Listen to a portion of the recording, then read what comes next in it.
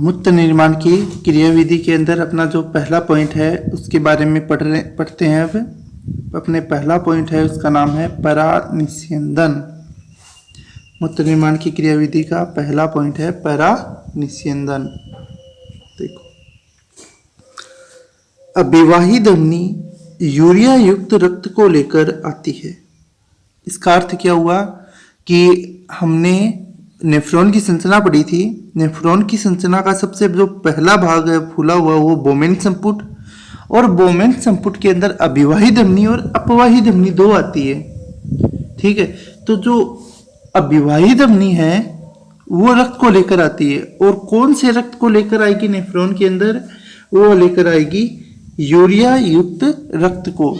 ठीक है, यूरिया युक्त रक्त को लेकर अविवाही धमनी है वो आती है, तथा अपवाही धमनी रक्त को लेकर जाती है, और अपवाही धमनी का काम होता है रक्त को वापस लेकर जाने का। अविवाही धमनी का व्यास अधिक होता है, जिस कारण रक्त इसमें तेजी से आता है। अपवाही धमनी का व्यास कम होता है, अतः जितनी तेजी से रक्त आता है उतनी तेजी से वापस नहीं जा पाता है। ठीक है, तो ये 4 लाइनें वो समझ में आ गई। इतनी क्या है? अविवाही धमनी यूरिया युक्त रक्त को लेकर आती है तथा अपवाही धमनी रक्त को वापस लेकर जाती है। अविवाही धमनी का व्यास अधिक होता है। अविवाही धमनी का व्यास अधिक होता है, जिस कारण रक्त इसमें तेजी से आता है, और अविवाही धमनी का व्यास अधिक होने के कारण रक्त है वो इसके अंदर तेजी से आएगा, तथा अपवाही धमनी का व्यास कम होता है, अतः जितनी तेजी से रक्त आता है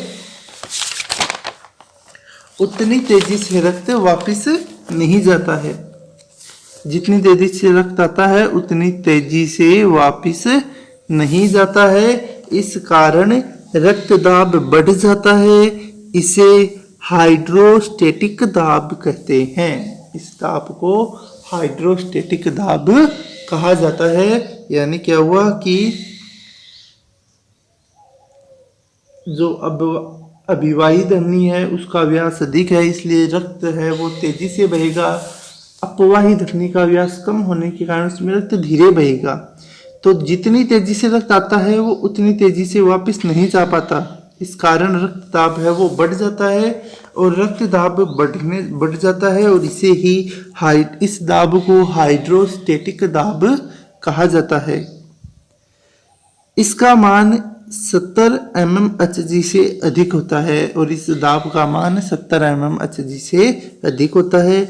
रक्त दाब अधिक होने के कारण रक्त में से यूरिया, एमिनो अम्ल, ग्लूकोज, जल तथा आयन ग्लोमेरुलस झिल्ली से छनकर बोमेन संपुट में चले जाते हैं। और बोमेन संपुट के अंदर हमने जो कोशिका गुच्छ पढ़ा था, उस कोशिका गुच्छ में हमने क्या देखा कि अविवाही धमनी आ रही है। अब अविवाही धमनी का रक्त का दाब अधिक है। रक्त का दाब अधिक होने के कारण उस रक्त में से जो यूरिया है, ग्लूकोज, एमिनो अम्ल, जल है, आयन है, ये सभी ग्लोमेरुलस झिल्ली से छन जाएंगे और छनकर बोमेन संपुट के अंदर आ जाएंगे।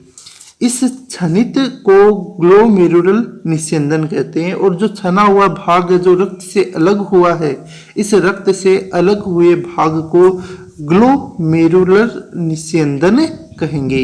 इसका नाम क्या हो जाएगा? ग्लोमेरुलर निस्यंदन। कोशिका गुच्छ की रुधिर केशिकाओं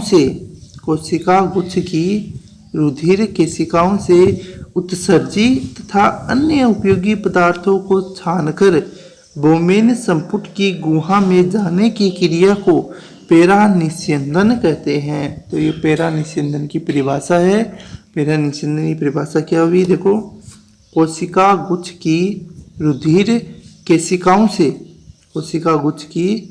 केशिकाओं से उत्सर्जित तथा अन्य उपयोगी पदार्थों को छानकर बोमेन संपुट की गुहा में जाने की क्रिया को पेरानिस्यंदन कहते हैं। कि जो अविवाही धमनी जो रक्त लेकर आ रही है, वो रक्त जैसे लेकर आके ग्लोमेरुलस में जाती है, वहाँ से जो उत्सर्जी पदार्थ है, उत्सर्जी पदार्थ हो गया जैसे यूरिया, ठीक है। इसके अलावा कुछ अन्य उपयोगी पदार्थ एमिनो अम्ल, ग्लूकोज, जल और आयन है, ये उपयोगी पदार्थ हो गए। ये सभी छनकर बोमिन संपुटम की गुहा में आ जाते हैं। इस क्रिया को ही पैरा निस्यंदन कहते हैं। तो पैरा निस्यंदन का मतलब हो गया उपयोगी पदार्थ या उत्सर्जी पदार्थ है उसको छानकर बोमिन संपुट में पहुंचाना। इसके जो आगे का दूसरा पॉइंट है वो है चयनात्मक पुनरावशोषण। छनित पदार्थों में अपशिष्ट के अलावा कुछ उपयोगी पदार्थ भी होते हैं। इन उपयोगी पदार्थों के अवशोषण को पुनरावशोषण कहते हैं। यह क्रिया वृक्क नलिका के अलग अलग भागों में निम्न प्रकार से संपन्न होती है। ठीक है, ये ए पॉइंट है। तो चयनात्मक पुनरावशोषण क्या हुआ? चयनात्मक पुनरावशोषण का अर्थ होता है कि छनित पदार्थ है, छनित पदार्थ में से जो अपशिष्ट है, उन अपशिष्ट पदार्थ के अलावा जो उपयोगी पदार्थ भी आए हैं, जैसे कि एमिनो अम्ल आया है, ग्लूकोज आया है, आयन आए हैं, उन सभी का पुनः अवशोषण करना, उन सभी पदार्थों को वापस अवशोषण करना पुनरावशोषण कहलाता है। और ये जो अलग अलग भाग होते हैं, समीपस्थ कुंडलित नलिका है, दूरस्थ कुंडलित नलिका है, इन सभी हेनले का लूप है, इन सभी भागों में ये क्रिया अलग अलग प्रकार से होती है। तो इसमें एक नंबर पहला पॉइंट है पुनरावशोषण का, समीपस्थ कुंडलित नलिका में पुनरावशोषण। समीपस्थ कुंडलित नलिका में सुषमांकुर पाए जाते हैं। समीपस्थ कुंडलित नलिका में क्या पाए जाते हैं? सुषमांकुर, जिस कारण इसमें अवशोषण की दर 20 गुना हो जाती है। समीपस्थ कुंडलित नलिका के अंदर हमने संरचना पढ़ी थी, तब पढ़ा था कि इसके अंदर सुषमांकुर होते हैं और इन सुषमांकुर के कारण जो समीपस्थ कुंडलित नलिका है इसके अवशोषण की दर है वो 20 गुना बढ़ जाती है।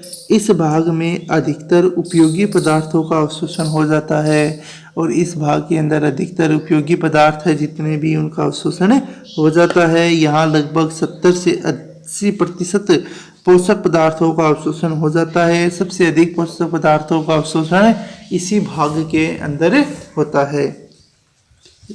अब देखो एक पॉइंट है जिसका नाम है वृक्कीय देहली मान।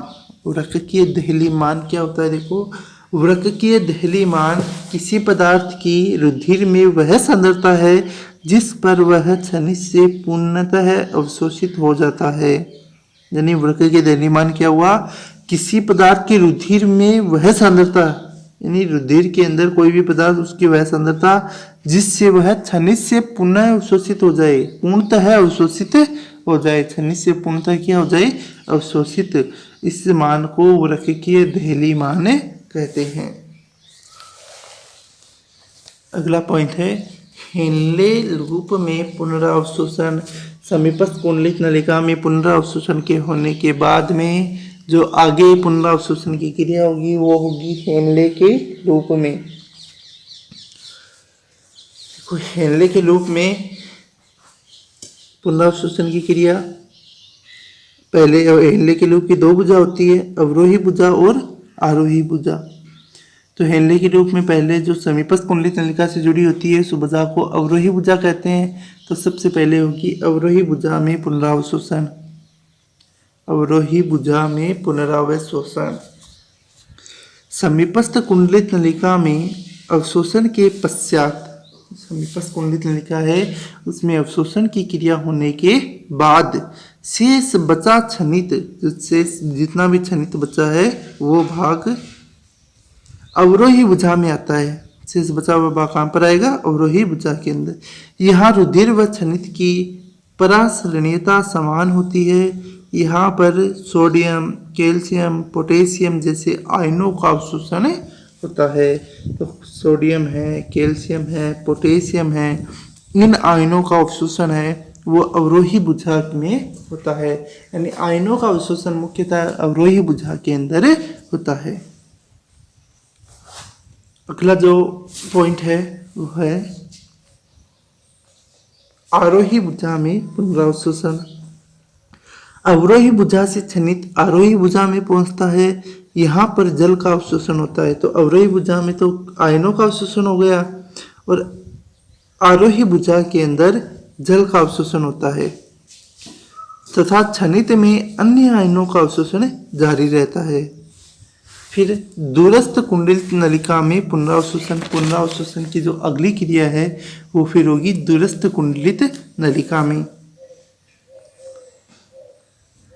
इस भाग में कोई भी सुषमांकुर नहीं पाए जाते। हमने पहले भी पढ़ा था जब नेफ्रॉन की संरचना पढ़ी थी कि जो दूरस्थ कुंडलित नलिका है, इस दूरस्थ कुंडलित नलिका के अंदर जो सुषमांकुर है वो नहीं होते हैं। यहाँ क्षनित में से आयनों का अवशोषण होता है तथा इस भाग द्वारा क्षनित को संग्रह नलिका में पहुँचाया जाता है। तो इस भाग में आयनों का अवशोषण होगा और फिर जितना भी क्षनित जो बचेगा उस क्षनित को संग्रह नलिका के अंदर पहुंचाया जाएगा।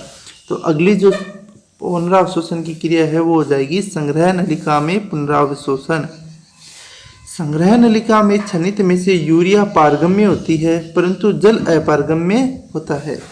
तो इसमें से यूरिया है वो पारगम्य होगी और जल अपारगम्य होगा। यूरिया पारगम्य होगी तो संग्रह नलिका के अंदर यूरिया है वो तो आगे चली जाएगी और जल है वो वहीं पर ही रह जाएगा। तो तीसरा जो और लास्ट पॉइंट आता है मूत्र निर्माण की क्रिया विधि का, पहला निस्यंदन हो गया, दूसरा अवशोषण हो गया और तीसरा है वो है श्रावण या नलिकीय श्रावण। रुधिर में से कुछ हानिकारक पदार्थ जैसे औषधियाँ, रंग पदार्थ, ठीक है, ट्यूपेरिक अम्ल आदि पुनरावशोषण के समय सक्रिय अभिगमन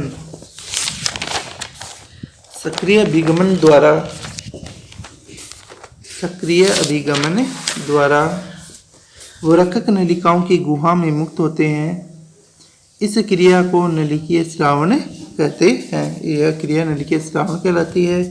प्रत्येक वृक्क में लगभग 10 लाख वृक्क नलिकाएं पाई जाती है।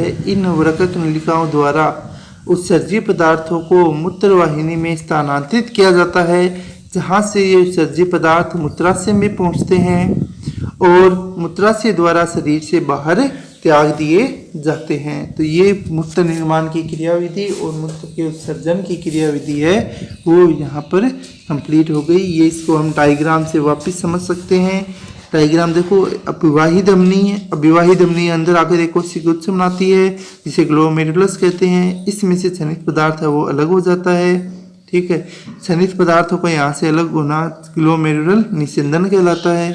यहाँ से क्षनित पदार्थ है वो आगे की ओर जाता है। क्षनित पदार्थ के अंदर यूरिया है, इसके अलावा यूरिया के अलावा जो ग्लूकोज, एमिनो अम्ल ये सभी भी पाए जाते हैं। तो यहाँ से जब पुनरावशोषण की क्रिया होगी शुरू, पुनरावशोषण की क्रिया में सबसे पहले समीपस्थ कुंडलित नलिका में सबसे सर्वाधिक पुनरावशोषण की क्रिया होती है। इसमें सुषमांकुर पाए जाते हैं जो पुनरावशोषण की दर को बढ़ा देते हैं। फिर अवरोही भुजा में, फिर आरोही भुजा में, फिर दूरस्थ कुंडलित नलिका में, फिर संग्रह नलिका में जो अवशोषण की क्रिया, पुनरावशोषण की क्रिया है वो पूरी होती है। तो इसके बाद में जो अगला टॉपिक है वो अगले वीडियो में करेंगे हम। उस टॉपिक का नाम है मानव में अन्य उत्सर्जी अंग। तो यहाँ तक अपना जो मूत्र निर्माण की क्रियाविधि और उत्सर्जन का टॉपिक है वो कंप्लीट हो गया है।